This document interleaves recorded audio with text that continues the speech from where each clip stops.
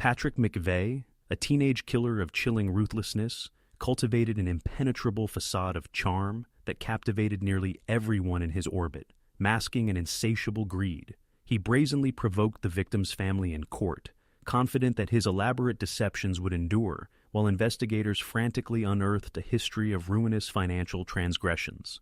However, the entire legal proceeding would ultimately pivot on a single individual he never anticipated would betray him, his own sister, who unveiled his most sinister falsehood.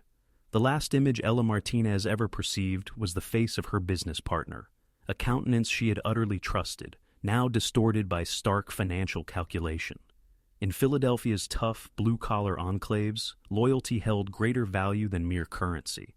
Yet, for 17-year-old Patrick McVeigh, it was merely a resource destined for exploitation. The city, steeped in history and known for its famously short temper, had witnessed its share of violence. Still, Ella Martinez's murder felt distinct, a betrayal imbued with a uniquely bitter resonance. It was a crime driven not by fervor, but by profit, an entry inscribed in blood on a ledger.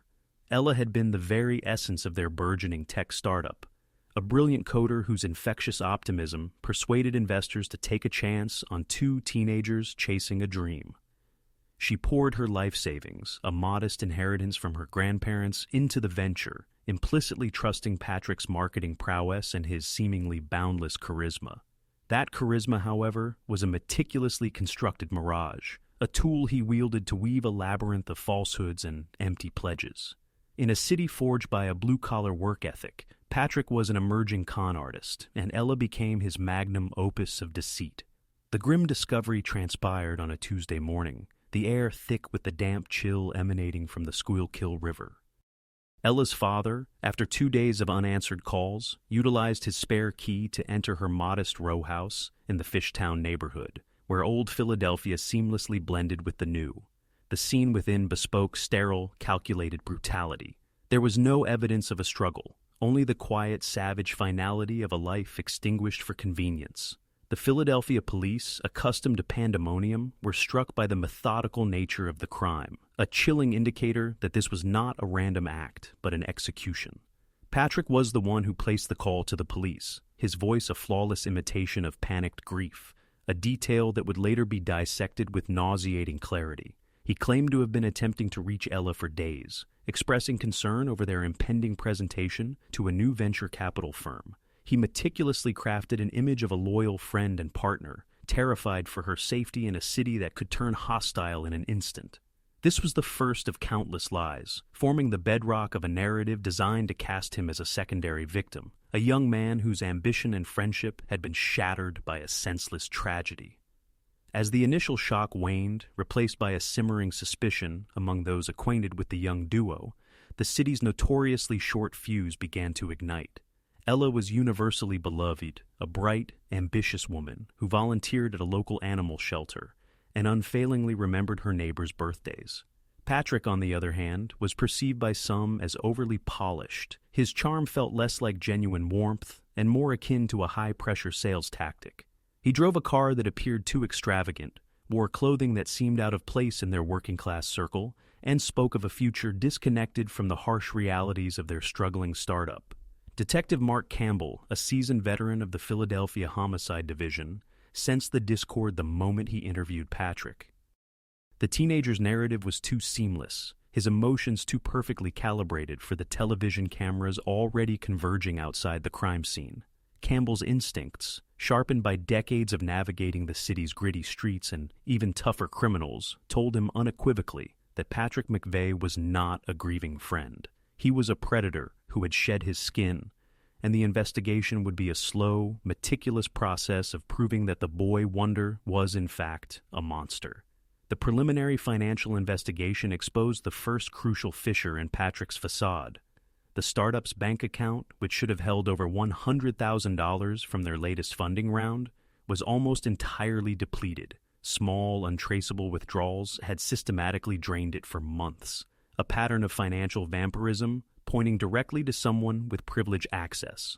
When confronted, Patrick feigned astonishment, suggesting that Ella must have harbored a secret problem, perhaps a gambling addiction or undisclosed debt. He was coldly planting seeds of doubt, brazenly sullying the name of the woman he had murdered to preserve himself. Ella's family, a close-knit clan deeply rooted in the city, outright rejected his claims. They intimately knew her work ethic, her frugality, and her unwavering commitment to making their joint venture a success. They furnished investigators with emails and text messages where Ella expressed escalating concern over Patrick's extravagant spending habits and his evasiveness when she requested access to the company's financial records. She was on the precipice of exposing him, planning a confrontation in the very week she was killed, a fact that transformed Patrick's charade of grief into a sickening spectacle of pure malevolence. The motive was now glaringly apparent: a crime born of absolute avarice, a final, brutal transaction to avert the exposure of an extensive fraud. Patrick had not merely murdered his partner, he had systematically embezzled from her for over a year, financing a lavish lifestyle built on her trust and diligent labor. The murder was simply the inevitable cost of doing business, a final, bloody measure to safeguard his intricate web of deception. In a city that prided itself on authenticity, Patrick McVeigh was a counterfeit human being, and the justice system was now tasked with exposing the rot beneath his polished veneer. The community's simmering anger was palpable. This was not a crime explainable by desperation or a momentary fit of rage. It was the culmination of a cold, parasitic relationship that had escalated to its only logical conclusion when the host threatened to dislodge the parasite. The media narrative rapidly shifted from a tragic, random act of violence to the chilling saga of a teenage sociopath hiding in plain sight. Philadelphia now watched, awaiting the system to validate what they instinctively suspected, that the boy who cried wolf over his partner's death was, in fact, the wolf himself. The stage was set for a legal battle that would dissect the very nature of evil and the terrifying ease with which it can masquerade as friendship. Patrick McVeigh's arrest occurred merely 6 days after Ella Martinez's body was discovered, a swift and decisive action driven by mounting financial evidence and the glaring inconsistencies in his account. Detectives arrived at his parents' suburban residence, a place of meticulously manicured lawns and quiet conformity, starkly contrasting the gritty reality of his crime. There were no tears, no shock, no denial when the handcuffs clamped onto his wrists. Instead, Patrick appeared almost relieved, as if the curtain had finally risen on the performance he was destined to give. He carried himself not like a frightened teenager, but like a star stepping onto the stage for his most pivotal role. Within the sterile confines of the interrogation room at Philadelphia Police Department headquarters, the true Patrick McVeigh began to emerge. Seated opposite Detective Campbell, he embodied unearned confidence, a pathological liar so utterly convinced of his own fabrications that he perceived the truth as a minor inconvenience. He constructed an intricate and detailed alibi, claiming he was at a solo movie screening across town, even furnishing the film's title and a critique of its cinematography. This was a lie built on a foundation of pure contempt for the intelligence of the officers confronting him. He recounted his last conversation with Ella, fabricating a story about her distress over a secret, older boyfriend who was pressuring her for money. He painted a vivid picture of a woman unraveling, a narrative meticulously designed to shift blame onto a phantom figure, while positioning himself as her concerned confidant. Each lie was delivered with unwavering eye contact and a steady voice, a performance of deception so practiced it was evident this was not his first manipulation of the world around him. Detective Campbell, a man who had encountered every variety of liar the city could produce, immediately recognized the pattern. This was not mere dishonesty. It was a fundamental disconnection from reality. When Campbell presented Patrick with cell phone tower data, positioning him within a block of Ella's house at the time of the murder, the teenager's composure did not crack. It hardened. He simply recalibrated his story, claiming he had gone to check on her, but left when she did not answer the door, deciding not to mention it earlier to spare her family unnecessary worry. The effortless way he abandoned one elaborate falsehood for another was breathtaking. A display of mental gymnastics rooted in a profound narcissistic conviction that he could talk his way out of any predicament. He exhibited no shame in being apprehended, only a fleeting flicker of annoyance that his audience evidently failed to appreciate the artistry of his fiction. The interrogation spanned 4 grueling hours, a masterclass in sociopathic deflection. Patrick answered questions with condescending questions of his own. He corrected Campbell's grammar and feigned concern for the detective's long hours, suggesting he ought to get some rest. It was a psychological power play, an attempt to invert the roles and establish himself as the one in command of the room. He seemed to relish the attention, the intense focus, the feeling of being at the epicenter of a high-stakes drama he had personally authored. This was not merely a suspect being questioned, it was a king holding court. The true depths of his character were laid bare when Campbell, weary of the charade, produced a single damning piece of evidence. A security camera photograph from a neighbor's residence showcasing Patrick's vehicle parked on Ella's street. The precise timestamp on this image directly contradicted his freshly concocted alibi. For the first time, Patrick's self-assured composure cracked, yet it wasn't replaced by dread or compunction. Instead, a flash of unadulterated fury ignited his features, a fleeting glimpse of the beast lurking beneath the facade. He was incensed not by being apprehended, but by the successful challenge to his perceived intellectual supremacy. He swiftly regained his composure, launching into another fabrication, claiming to have lent his car to a friend that particular night, a friend he conveniently couldn't name, lest it land them in parental hot water. With each successive lie, the desperation grew, the falsehoods becoming increasingly transparent. Nevertheless, he delivered them with the same arrogant conviction. He resembled a gambler doubling down on a losing hand, utterly incapable of acknowledging defeat. His disdain for the investigators was so profound that he genuinely believed even the most preposterous lie held more credibility than the straightforward, incriminating truth. The interrogation concluded not with a confession, but in a stalemate. Patrick McVeigh had admitted to nothing, yet his tangled and contradictory web of lies served as a confession in itself. He had prevaricated about his whereabouts, about his connection to the victim, and about the company's financial dealings. He displayed a chilling absence of empathy, a complete incapacity to grasp the gravity of the situation, and an unsettling delight in the intellectual sparring of the interrogation. This wasn't merely a denial of culpability. It was a declaration of war against the very notion of objective reality. As he was escorted from the interrogation chamber to a holding cell, Patrick caught sight of Ella's parents down the corridor, their faces etched with a grief so profound it seemed to siphon the very air from the room. He did not avert his gaze in shame or sorrow. He met theirs, and for a fleeting instant, a small, almost imperceptible smirk played on his lips. It was a look of triumph, the expression of a con artist who had just closed a deal, a final silent taunt that corroborated everything Detective Campbell already suspected. The Philadelphia District Attorney's Office, spearheaded by the sharp and formidable Audrey Ross, understood they faced a challenging case. Without a confession or a murder weapon, they would be compelled to construct their case on a mountain of circumstantial evidence, meticulously dissecting Patrick's fabrications for the jury. But they also recognized they possessed a potent weapon, Patrick McVeigh himself. His arrogance, his contempt, and his pathological drive to dictate the narrative would, they hoped, ultimately be his downfall in a courtroom where truth has a way of asserting itself, even against the most skilled and dedicated of liars. With Patrick McVeigh in custody, prosecutor Audrey Ross and her team embarked on the arduous task of unearthing the truth from the mountain of falsehoods he had constructed. They began with the finances, painstakingly tracing the digital breadcrumbs Patrick believed he had cleverly obscured. What they unearthed was far more than a simple case of embezzlement.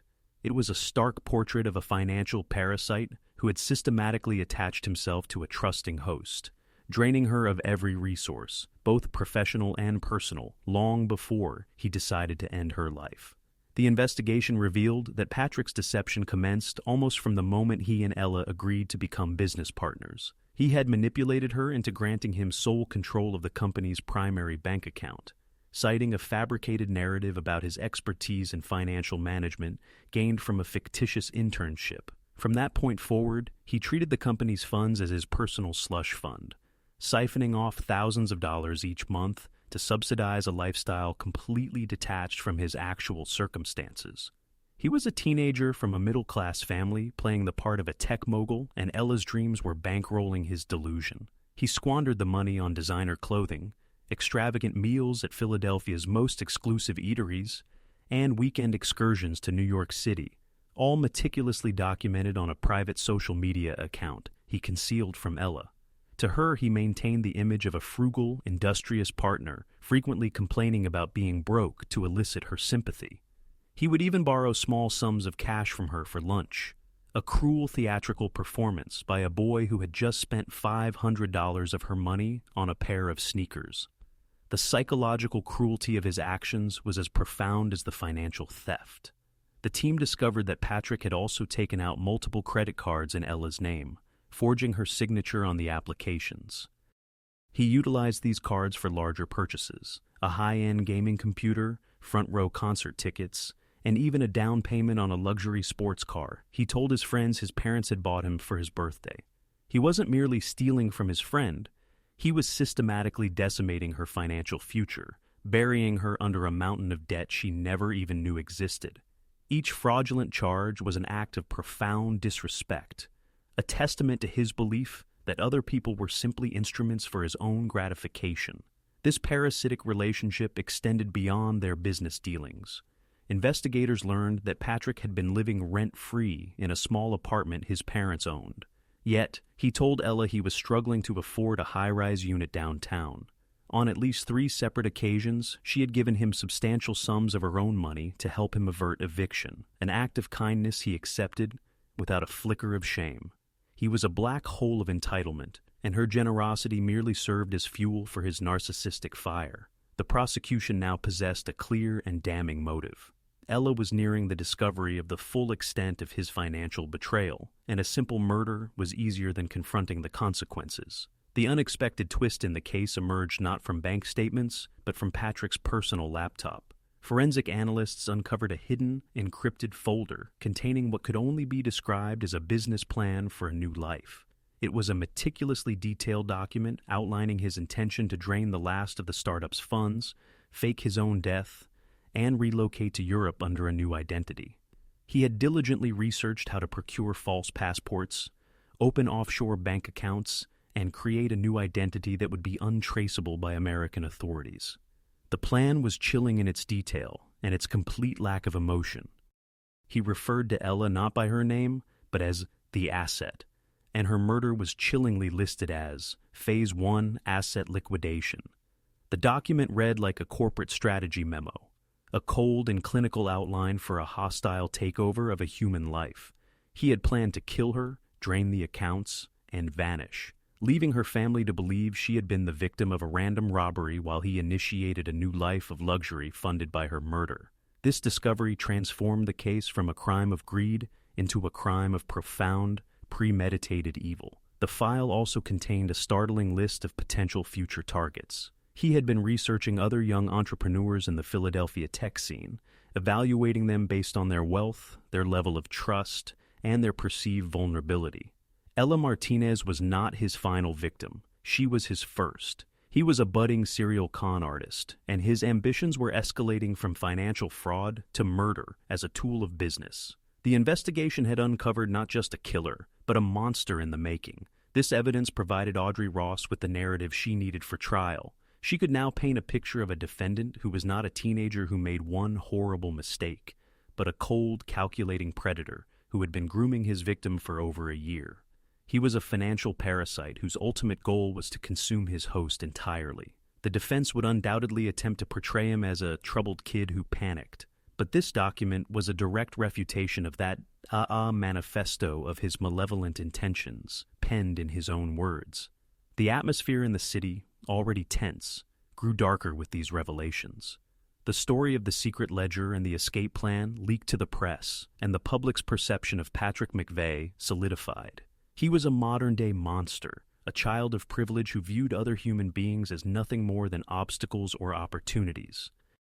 The blue-collar soul of Philadelphia, a city that prizes hard work and honesty above all else, was collectively repulsed. The stage was now set for a trial that would feel less like a search for guilt and more like a formal exorcism of an evil that had taken root in their community. In the months leading up to the trial, Patrick McVeigh was held at the Philadelphia Industrial Correctional Center, a place far removed from the world of luxury and influence he had striven to construct for himself. Confined to a small cell, stripped of his designer clothes and his audience, his arrogance began to curdle into a more volatile form of defiance. He perceived the legal process not as a reckoning for his actions, but as an elaborate and deeply unjust conspiracy designed to persecute him for his superior intellect and ambition. His interactions with his court-appointed defense attorney, Charles Fisher, were a textbook example of narcissistic contempt. Fisher, a seasoned public defender who believed everyone deserved a vigorous defense, found himself in an impossible predicament. Patrick adamantly refused to cooperate, treating their strategy sessions as a pointless formality. He would doodle on legal pads, correct Fisher's pronunciation, and openly scoff at the suggestion that he should display even a semblance of remorse to the court. He was not interested in a defense. He was interested in continuing his one-man show. The pivotal conflict of this pre-trial stage originated from a letter. Patrick had meticulously penned a boastful account of the murder to a friend, a 6-page correspondence brimming with self-aggrandizement and cruel jests at Ella's expense. He had attempted to smuggle it out of jail, but a guard intercepted it during a routine cell inspection. This letter was a prosecutor's dream, a written confession steeped in the kind of unrepentant malevolence that would appall any jury. When Audrey Ross pushed for the letter's admission as evidence, Patrick's hubris reached an all-time high. During a pre-trial hearing, while confined to a small room adjacent to the courtroom, he recognized an opportunity. Believing himself unobserved, he requested a glass of water from the bailiff. As the bailiff turned away, Patrick seized the evidence bag containing the letter, ripped it open, and tried to cram the crumpled pages into his mouth, attempting to swallow them. It was a desperate primal act, reminiscent of a cornered animal, an attempt to literally consume his own words to prevent their use against him. The bailiff subdued him within seconds, extracting the soggy, half-chewed remnants of the letter from his mouth. The incident was a breathtaking display of pure, foolish arrogance. Not only did he fail to destroy the evidence, but in the process, he provided the prosecution with an even more damning narrative. His attempt to ingest his own confession was a physical manifestation of his guilt, a theatrical and undeniable admission of the letter's incriminating contents. The act demonstrated a consciousness of guilt so profound, it was almost comical in its desperation. News of the incident spread like wildfire. The image of the sophisticated teen killer attempting to eat a letter in a courthouse holding cell shattered any remaining illusion of him being a master manipulator. He was exposed as a petulant child, throwing a tantrum, a common criminal whose schemes had finally reached their dead end. In Philadelphia's tough, no-nonsense culture, this act was perceived not as a clever stratagem, but as a cowardly and pathetic display that only solidified his guilt in the court of public opinion. For his defense attorney, it was the final straw. Charles Pfizer was a professional, yet even he had boundaries. The public and chaotic attempt to destroy evidence, committed at the very heart of the justice system, was an act of such profound disrespect for the law that it made a mockery of his role as an advocate. It demonstrated that his client was not merely uncooperative, but actively hostile to his own defense, more interested in acts of chaotic defiance than the logical process of a trial. Patrick's family, who had until this point maintained a quiet but firm belief in his innocence, began to distance themselves. His actions were becoming indefensible, his behavior more monstrous than they could have imagined. The boy they had raised, the charming and ambitious son they knew, was being replaced by a caricature of a villain from a cheap crime novel. The destruction of the letter was an act so transparently guilty that even the most biased parental love struggled to rationalize it. Audrey Ross, meanwhile, recognized she had been handed a gift. She could now enter the trial and inform the jury not only about the financial parasitism and the cold-blooded murder, but also about the defendant's own desperate physical attempt to conceal his guilt. He had tried to swallow his own evil words, and the system had made him choke on them. The mask of remorse, which he had never bothered to wear, was now irrelevant. His true face had been revealed not by a clever prosecutor or a surprise witness, but by his own insatiable and self-destructive arrogance. The trial was imminent, and the defendant had already begun to cannibalize his own case. The trial of Patrick McVeigh commenced on a frigid October morning, the stone halls of the Philadelphia City Hall courtroom abuzz with nervous energy. The case had captivated the city's attention. a grim fable of ambition and betrayal that felt both shocking and strangely familiar in a world increasingly defined by curated online personas. As Patrick was escorted into the courtroom, dressed in an ill-fitting suit, he surveyed the gallery with the air of a celebrity walking a red carpet, a small, arrogant smile playing on his lips as he took his seat beside his beleaguered attorney. The prosecution, led by Audrey Ross, initiated its opening statement with a moment of poignant silence. She placed a large, vibrant photograph of Ella Martinez on an easel facing the jury, a picture of her smiling on a sunny day, full of life and promise. This image of the victim alive and happy hung in the air, a stark and heartbreaking contrast to the cold reality of the crime.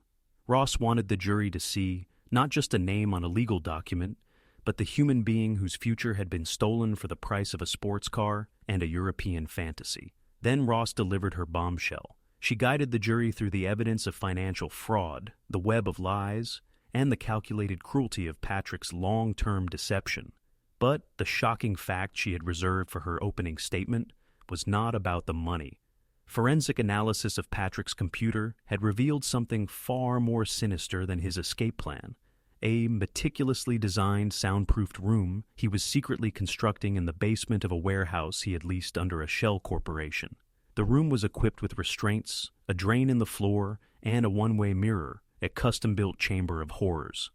A collective gasp swept through the courtroom. Patrick's plan was never merely to kill Ella and flee.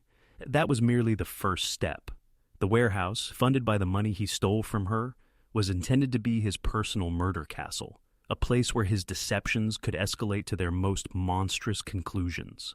The list of other potential victims found on his laptop now acquired a terrifying new context. He was not just a con artist who had escalated to murder. He was an aspiring serial killer who had been methodically building his own private abattoir. The revelation completely recontextualized the entire case. This was no longer about a business partnership gone awry. It was about stopping a predator before he could fully realize his horrifying ambitions.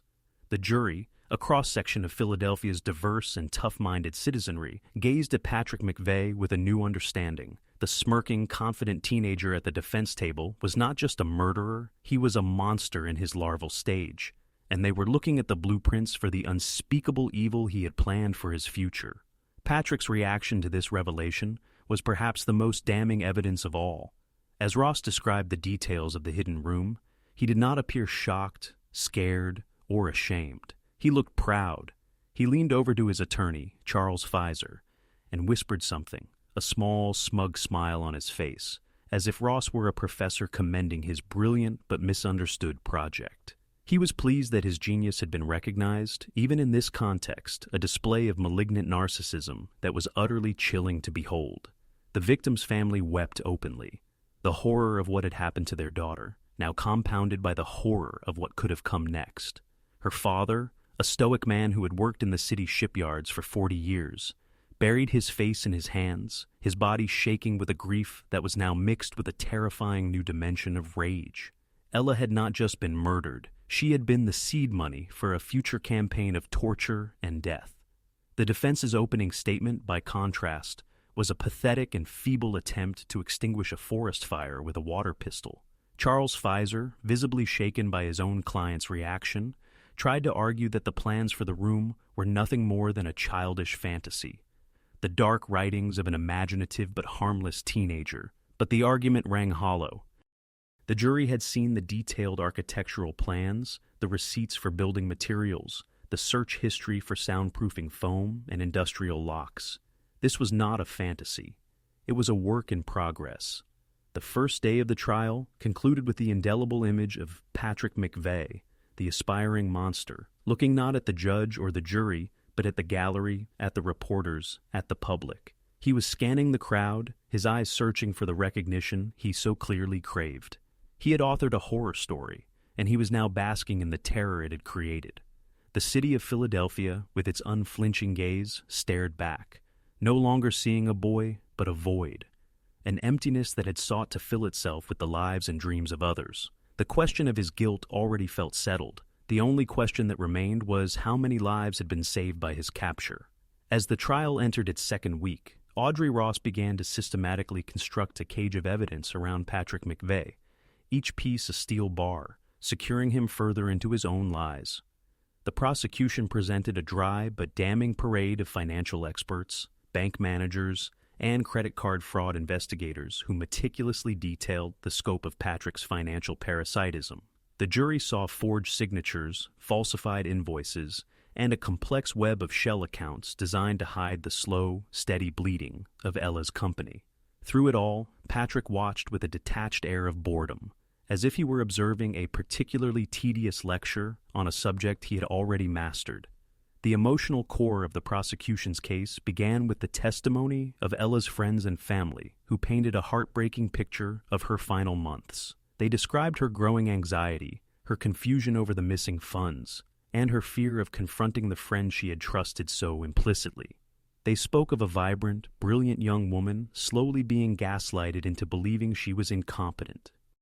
Patrick's cruel psychological manipulation kept Ella off balance while he systematically looted her assets. Ross's courtroom recitation of Ella's emails, in which she abjectly apologized to Patrick for doubting his integrity, chillingly underscored his insidious power. The digital evidence against him was truly overwhelming. The jury was confronted with Patrick's hidden social media profiles, a meticulously curated showcase of his ill-gotten lifestyle. They witnessed photographs of him lounging on yachts, reveling at champagne-drenched parties, and ensconced in five-star hotels, all posted on the very days he was messaging Ella about their company's rapidly deteriorating financial condition.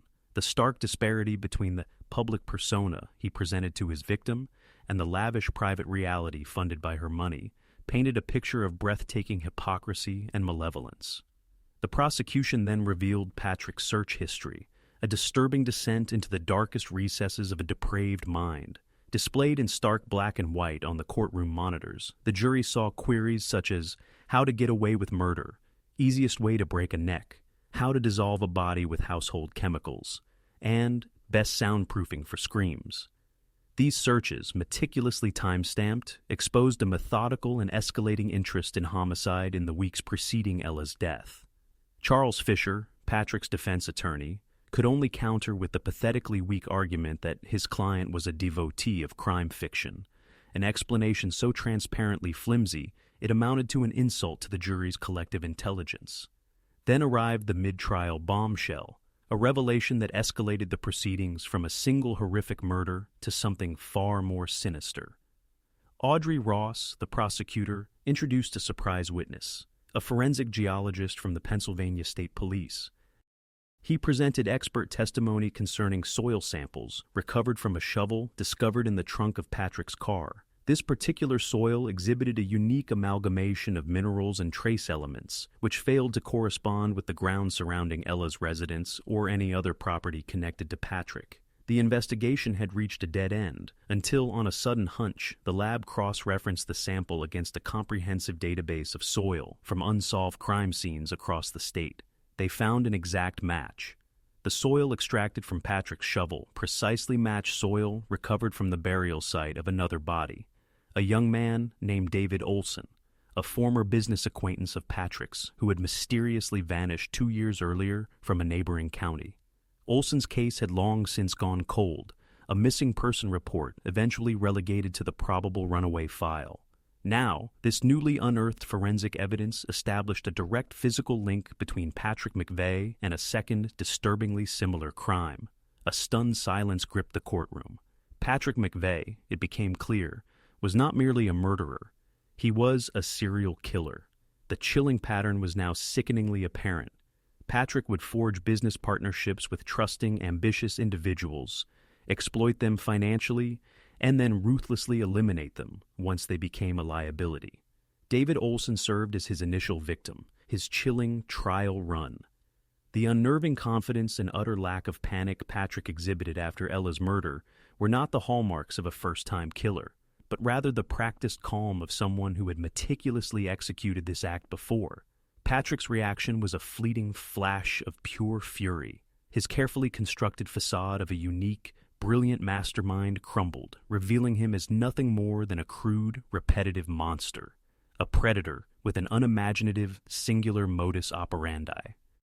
The exposure of a past crime stripped away his mystique, reducing his grandiose evil design to a sordid and predictable cycle of violence. He cast a look of intense hatred at the forensic expert on the stand, as if the man had personally desecrated his artistic vision.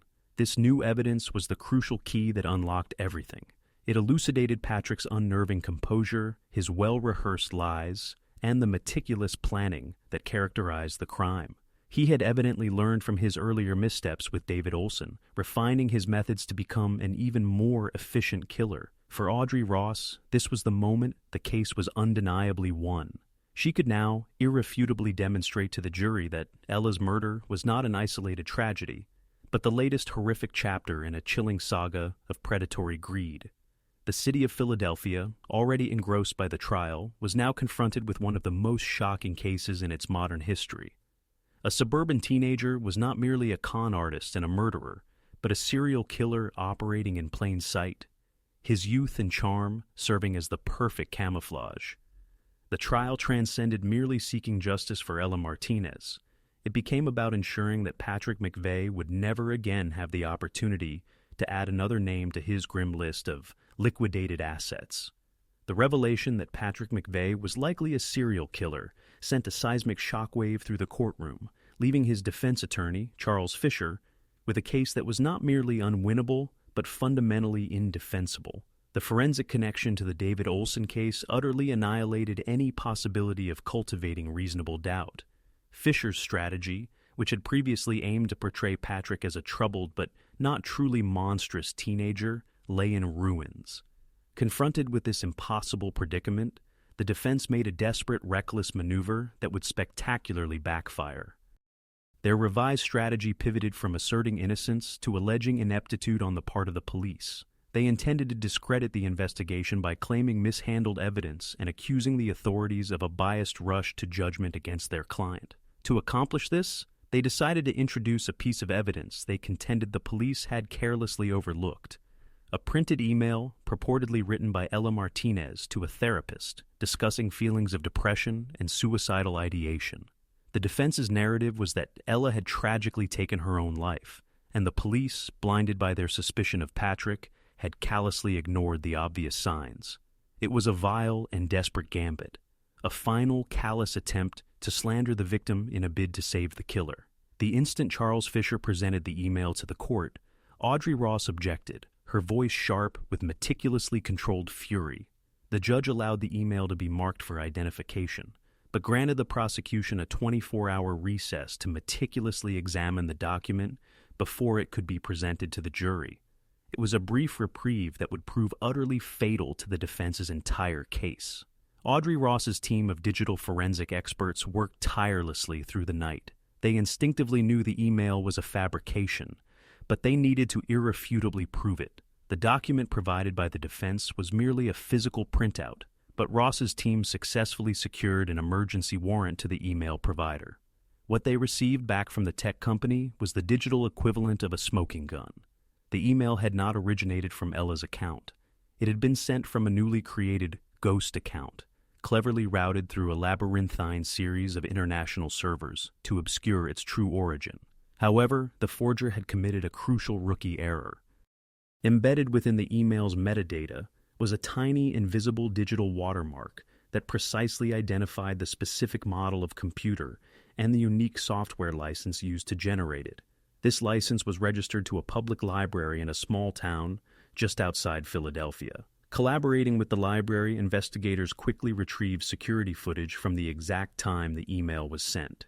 And there, seated at a computer terminal, was Patrick McVeigh's father, the very man who had sat in the courtroom daily with a look of mournful disbelief etched upon his face. The following day in court exploded into pure pandemonium as Charles Fisher prepared to call a handwriting expert to authenticate Ella's supposed signature on the forged email. Audrey Ross approached the bench. In a tense, hushed conference with the judge, she presented the incontrovertible evidence of the forgery, including a still image from the library security camera, clearly showing Patrick's father at the computer. The judge's face flushed crimson with incandescent rage. This was not merely a desperate legal tactic, it was a criminal conspiracy to commit perjury and obstruct justice unfolding brazenly within his own courtroom. The judge abruptly excused the jury and then unleashed a torrent of judicial fury upon the bewildered defense team. He accused them of, at best, gross negligence and, at worst, active participation in a fraud perpetrated upon the court. Charles Fisher was utterly aghast. He had been provided the document by Patrick's family and, trusting their word, had foolishly assumed its authenticity. He had been manipulated not only by his client, but by his client's entire family in a clumsy and utterly illegal attempt to fabricate an alternate reality. The audacious plot had been orchestrated by Patrick from jail. He had meticulously coached his father on precisely what to write and how to dispatch the email, convinced that this single forged document could somehow unravel the mountainous pile of forensic evidence arrayed against him. It was an act of staggering arrogance, fueled by a deluded belief that he could manipulate the very fabric of the justice system with just one more lie. But like all his other schemes, it was fatally too clever by half, a complex plan that ignominiously collapsed under the crushing weight of its own hubris. Not only was the forged email summarily thrown out, but the judge further informed the jury that the defense had attempted to introduce fabricated evidence, a statement that served as a death blow to their already shattered credibility. Patrick's father was immediately arrested for perjury and conspiracy to obstruct justice right outside the courtroom. The defense's narrative had not merely crumbled, it had spectacularly imploded, transforming a murder trial into a damning showcase of the McVeigh family's collective criminality and blatant contempt for the law. Patrick observed this entire catastrophic unraveling with a look of profound disappointment, not in himself for being caught, but in his father for his abject failure to execute the plan flawlessly. There was no remorse, no discernible fear, only the frustrated indignation of a director whose actor had botched a critical scene. He had gambled everything on one last, great deception, and it had catastrophically failed, exposing him and his family as not merely malicious, but shockingly incompetent. The trial would continue, but the verdict was now beyond any shadow of a doubt. With the defense's case in utter ruin and Patrick McVeigh's guilt all but officially certified, the trial moved into its final, most heart-wrenching phase, the victim impact statements. The courtroom poised not for legal arguments or factual evidence, but for a profound reckoning. An encounter with the harrowing aftermath of Patrick's avarice and the irreplaceable void carved out by the untimely loss of a vibrant individual. This was Ella Martinez's moment to transcend being merely a name on a legal document. The palpable emotional intensity within the chamber was almost unbearable. Maria Martinez, Ella's mother, was the first to approach the podium. Dainty yet resolute, she clutched a crumpled tissue, her steps, heavy with a grief that seemed to defy gravity, echoing through the hushed room. She spoke not of retribution or bitterness, but of the seemingly insignificant cherished moments ruthlessly stolen from her.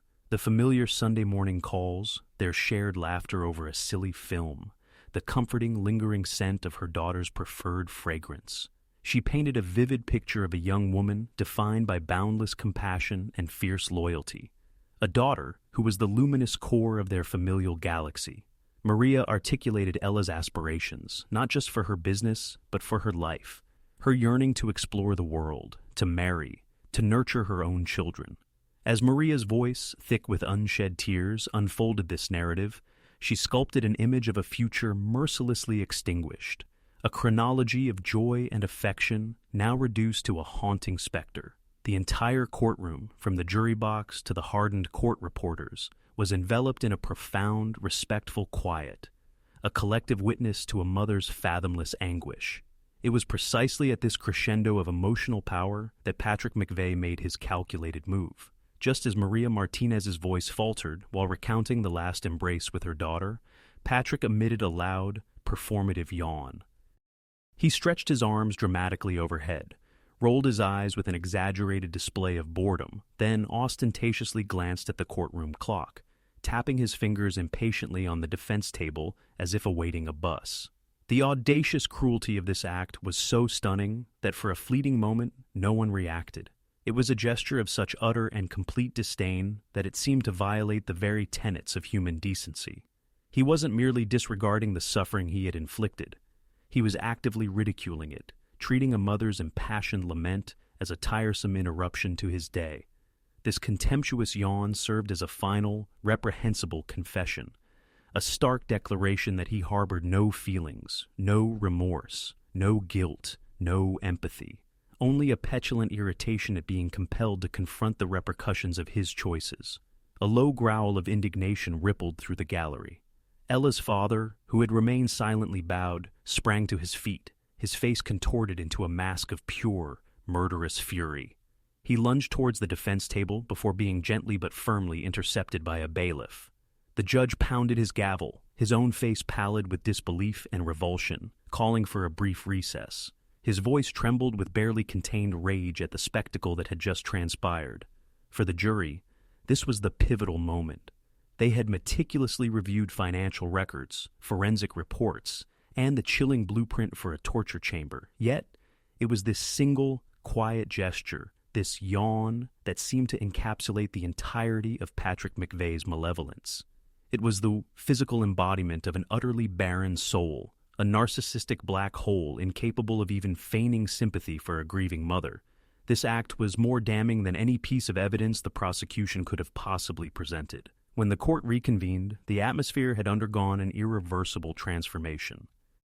The last vestiges of legal formality appeared to have been incinerated, leaving only the raw, brutal truth of the crime laid bare. Patrick's attorney, Charles Fisher, slumped in his chair, his face ashen, avoiding his client's gaze. There was nothing left to defend, no argument left to be made.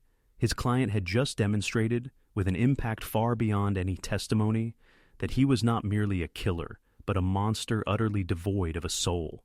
The remaining impact statements were delivered, each a fresh wave of sorrow washing over the courtroom, yet all eyes consistently drifted back to Patrick McVeigh, who now wore a faint, self-satisfied smirk. He had achieved the attention he craved, once again positioning himself at the epicenter of the narrative, not through astuteness or charisma, but through an act of such profound and unforgettable cruelty that no one in that room would ever forget it. He had lost the trial, but in his twisted perception, he had triumphed in that moment. The defense, now operating in a realm of sheer desperation, had one final gambit. In a last-ditch attempt to elicit even a shred of empathy for their client, they opted to call a character witness, Patrick's older sister, Chloe McVeigh. The strategy was transparently ill-conceived. They harbored a faint hope that she would portray a troubled but loving brother, perhaps sowing a seed of doubt, or, at the very least, humanizing the monster who had just callously yawned at a grieving mother. It proved to be a catastrophic miscalculation. Chloe McVeigh, a quiet, nervous young woman, seemed to bear the daunting weight of her family's disgrace upon her delicate shoulders. As she ascended to the witness stand, she conspicuously avoided eye contact with her brother, her gaze fixed on a distant point on the far wall. Charles Fisher commenced with gentle inquiries, prompting her to recount her brother's childhood, their family life, his aspirations. Chloe responded in a soft, hesitant voice, painting a generic portrait of a typical suburban upbringing. However, as the questioning proceeded, a visible tension mounted within her. She repeatedly stole glances at the jury, then at the anguished faces of the Martinez family in the front row. The burden of her testimony and the edifice of lies upon which it rested appeared to be physically crushing her. She possessed the truth, and the sterile, formal environment of the courtroom was rendering it impossible to sustain the charade that had defined her family for the past year. The turning point arrived with Audrey Ross's cross-examination. Ross adopted a gentle, almost sympathetic tone, devoid of aggression. She eschewed questions about Patrick's character, instead probing Chloe about the forensic evidence connecting her brother to the disappearance of David Olson, the second victim. She inquired if Chloe was aware that her brother had been constructing a soundproof room in a warehouse. She asked if Chloe had seen the search history, the queries regarding how to dissolve a human body. With each subsequent question, Chloe seemed to physically diminish, retracting further into herself. These were not abstract legal arguments. They were concrete, horrifying facts pertaining to the individual with whom she shared a bloodline. The edifice of denial upon which she had stood began to crumble. The image of her brilliant, misunderstood little brother was swiftly being supplanted by the undeniable reality of a serial predator. The internal conflict, a fierce battle between family loyalty and the fundamental imperatives of human decency, reached its breaking point. Audrey Ross paused, allowing the silence in the courtroom to hang heavy. Then she posed the final, unvarnished question. "Chloe," she said, her voice soft yet piercing, "where was your brother on the night Ella Martinez was killed?" And then it happened. Chloe McVeigh fractured. A strangled sob escaped her lips, and she began to weep uncontrollably, her body racked by the force of a confession held captive for far too long.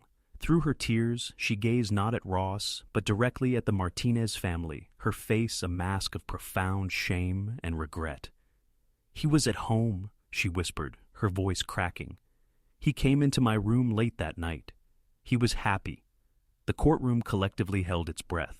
This was it.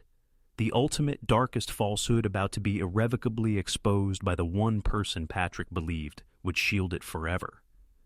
"What did he tell you, Chloe?" Ross gently pressed. Chloe took a deep, shuddering breath.